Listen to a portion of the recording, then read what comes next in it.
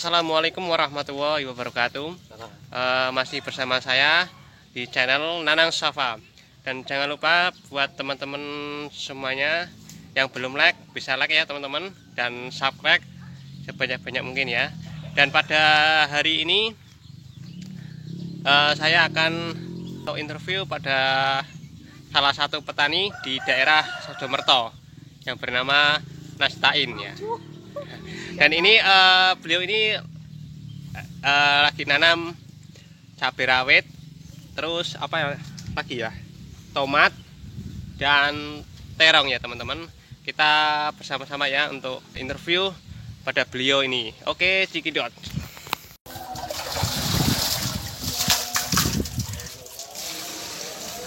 Untuk masalah air dari Mas Nastain ini nggak bakal apa ya, kesusahan ya. Ini soalnya di sawahnya ada sumur, ada sumurnya. Oke sobat, dan ini saya akan langsung bertanya-tanya langsung ya sama beliau, petani dari Sodomerto. Dan ini sekarang ini lagi mau apa ya Mas? Sekarang Mas? Apa? Kita duduk-duduk santai. Oke Mas, ini di sawah jenengan tanami apa Mas? Sebenarnya Mas? Ya, cabai. Oh, cabai, terus apa lagi Mas? Tomat. Tomat, terus? Terong. Oh, Ya, sayur-sayuran. oh, oke mantap Mas. Dan hari ini jenengan mau pupuk atau mau nyemprot ini Mas? Oh, jenengan pakai pupuk apa sih Mas? Bisa kita lihat ya Mas ya? Saya coba gunakan pupuk biokonvensi. Oke, bisa dilihat Mas sama teman-teman. Ini ya teman-teman, Mas Nastain menggunakan pupuk biokonversi. Ini beliau dapatkan dari di mana Mas? Ini adalah bantuan. Oh, bantuan ya? Dari Kementerian Pertanian. Oh, dari pertanian ya. Mengeluarkan bantuan berupa pupuk cair, yaitu biokonvensi. Yang mana baru pertama ingin mencoba. Nanti perkembangannya bisa dilihat. Insya Allah bagus karena kandungannya itu komplit dari unsur hara mikro, hara makro. Itu di pertanian dijual nggak Mas? Menurut label ini tidak diperjualbelikan. Oh, kenapa Mas dijual Mas? Karena khusus sebagai bantuan untuk petani. Oh, nah seandainya kalau ada petani yang lain atau beda desa dari Sodomerto ini gimana Mas? Seandainya dia butuh biokonvensial nih Mas? Untuk itu mungkin saya belum bisa memastikan ya, tapi pupuk ini memang masuk ke desa saya khusus untuk membantu kemajuan pertanian di desa saya. Mungkin untuk kelanjutannya nanti bisa ditanyakan kembali. Oh, oke Mas. Oke Mas, bisa diaplikasikan nggak Mas cara pemakaiannya Mas? Ini saya punya air 1 ember lah, katakanlah 1 ember. Ini ukurannya Iya. berapa mili Mas? Segini Mas? Oh, kurang lebih ya 5 liter lebih ya Mas ya.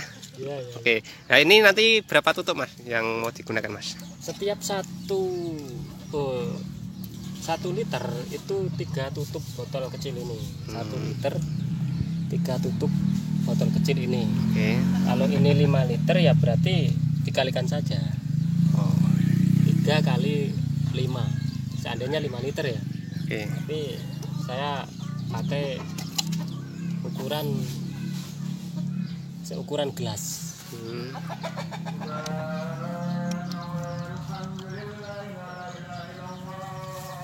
Nah, segini sudah cukup. Oke. Satu. Bahkan ini sebenarnya bisa digunakan untuk tangki ukuran berapa itu?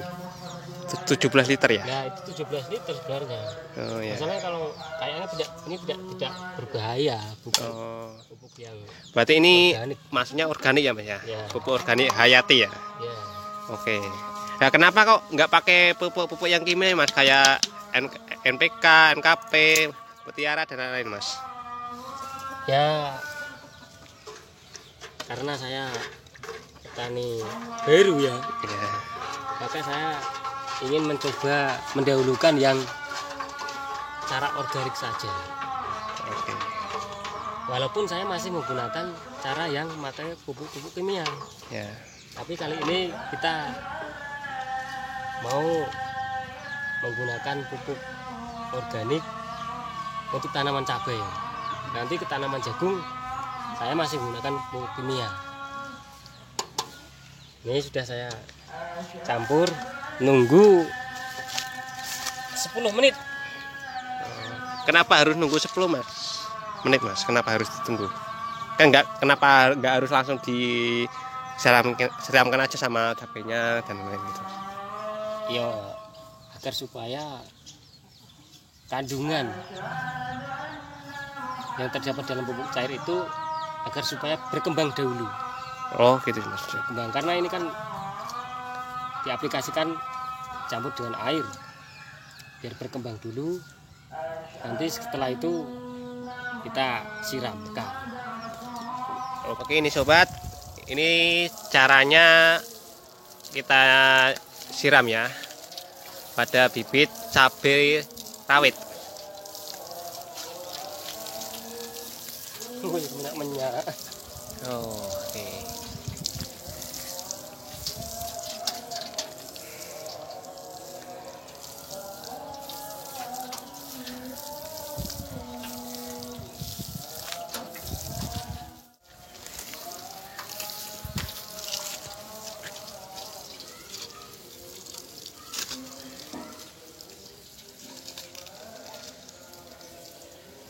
Kita bisa lihat ya teman-teman untuk cara penyiraman dari Mas Nastain pakai ember siram. Ya.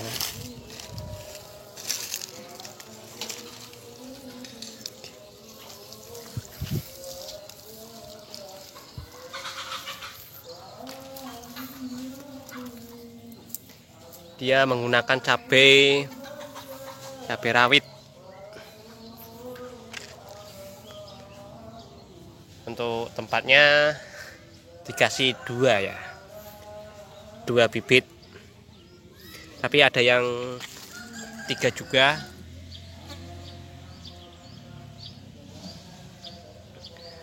Wow, cabenya banyak sekali teman-teman.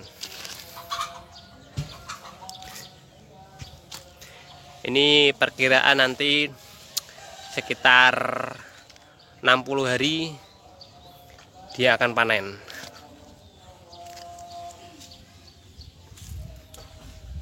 Cabenya sehat-sehat ya teman-teman. Dia menggunakan pupuk full organik seperti tadi ya, pupuk bio hasil dari pemerintah dengan gratis.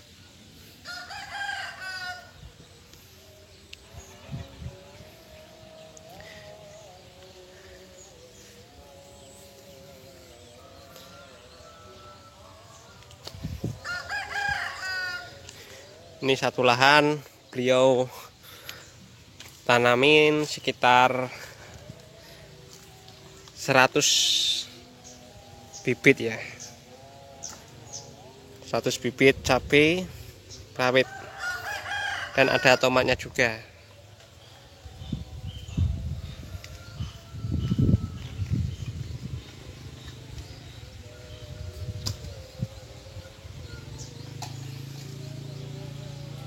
Oke sobat, itulah hasil dari aplikasi dari pupuk bio ya dari Mas Nastain. Dan ini sekarang saya akan sedikit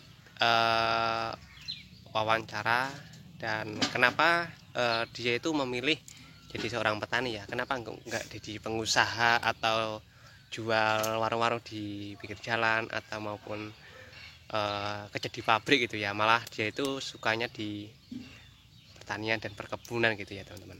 Ya, kalau kita mau tahu langsung kenapa dia memilih dari seorang petani, ayo ikuti pelajaran dari saya. Oke teman-teman, kita langsung aja ya tanya sama beliau langsung, yang bernama Mas Nastain dari petani Sojomerto. Oke, langsung aja Mas, bisa saya wawancara ya Mas ya. Mas Nastain, kenapa kok panjenengan niku suka jadi seorang petani itu kenapa Mas? Ya, bertani itu menyenangkan. Kita bisa melihat proses pertumbuhan suatu makhluk hidup yang bernama tumbuhan, mulai dari biji kemudian menghasilkan buah. Itu suatu pelajaran bahwa kehidupan itu memang gambarannya seperti tumbuhan. Bertani itu bukan pilihan ya, tapi kebutuhan. Karena dengan bertani itu kita bisa mempertahankan ketahanan pangan, khususnya bagi keluarga kita pribadi. Ya, bagi kita para pemuda, jangan malu atau minder jadi seorang petani. Kita harus bisa memanfaatkan masa muda kita untuk belajar bertani, karena dengan bertani kita bisa mempertahankan keberlangsungan hidup kita. Untuk Mas Nastain, jenengan bertani itu udah berapa tahun sih Mas? Saya termasuk petani baru Mas. Wow, Dulu itu saya karyawan di sebuah perusahaan kecil di kota. Nah, setelah itu saya memutuskan untuk berusaha agar supaya tidak menjadi karyawan lagi. Nah, berhubung di tempat saya itu mayoritas petani, jadi saya bertani. Dan kita juga jangan mengeluhkan masalah wah lahan kita itu sempit atau jelek. Malah justru dari lahan sempit dan jelek itu kita bisa merubahnya menjadi lahan yang baik dan produktif. Ya memang melalui proses. Nah itulah proses itu yang membuat kita semakin bisa belajar dan menimba ilmu dari petani-petani lain yang sudah sukses. Pesan saya kepada teman-teman yang masih muda, ayolah kita bertani sejak muda, agar supaya ketika kita sudah tua kita sudah bisa melihat hasilnya dari usaha kita sejak muda. Contohnya Mas Nanang juga sudah sukses, termasuknya itu usaha tanam semangka dan semangka dan labu labu air. Ya itu. Saya juga masih pemula kok Mas. Sama-sama pemula kita harus saling sharing, saling berbagi. Sebenarnya kan kita saling mencari pengalaman, tukar pengalaman. Tapi setelah saya pikir dari tanah yang tidak subur itu bagaimana cara agar supaya tanah itu subur. Maka dari itu saya terjun langsung praktek. Nah, masalah ilmunya sambil kita mencari. Tapi pesan saya, jangan kita terlalu berambisi meledak-ledak sehingga kita, contoh ya, saya suka nanam salah satu tanaman melon.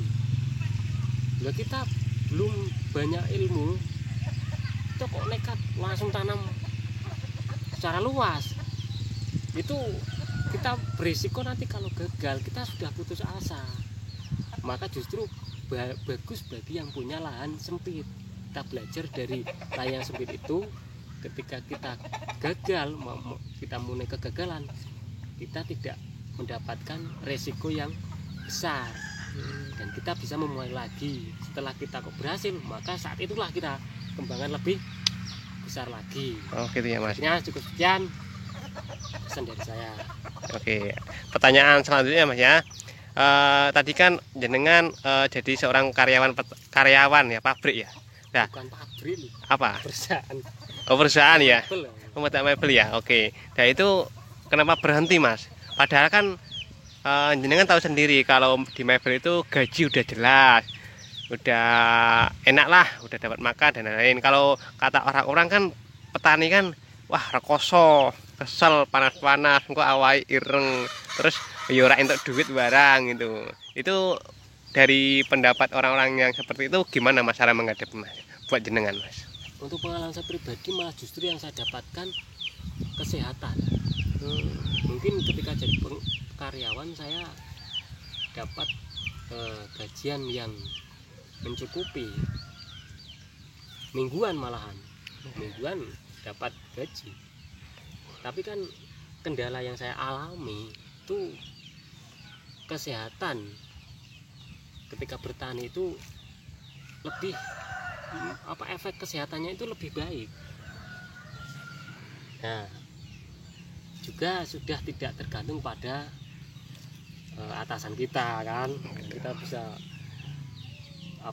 bekerja milik kita sendiri, walaupun kok kecil, tapi kita jadi bos bagi pekerjaan kita sendiri. Oh, jadi bos cabai ya Mas. Kira-kira seperti itu. Oke, ini lahannya di luasnya berapa sih Mas? Waduh. Kurang lebih Mas. Ini ditanduri cabai semua sama terong, dan ada juga apa ini? Pisang dan turi ini teman-teman. Ini kebunnya punya beliau Mas Nastain. Oke, tempatnya di Sojomerto. Oke, untuk pesan terakhir buat semua teman-teman di pertanian maupun di mana aja ya. Ini buat Mas Nastain apa aja Mas? Pesan-pesan Mas untuk penutupan di channel Nanang Safa Mas. Ya, setiap usaha itu sebenarnya baik. Kita sebisa mungkin bisa menghindari pengangguran, walaupun aktivitas kita itu tidak terlalu mendapatkan hasil materi yang banyak.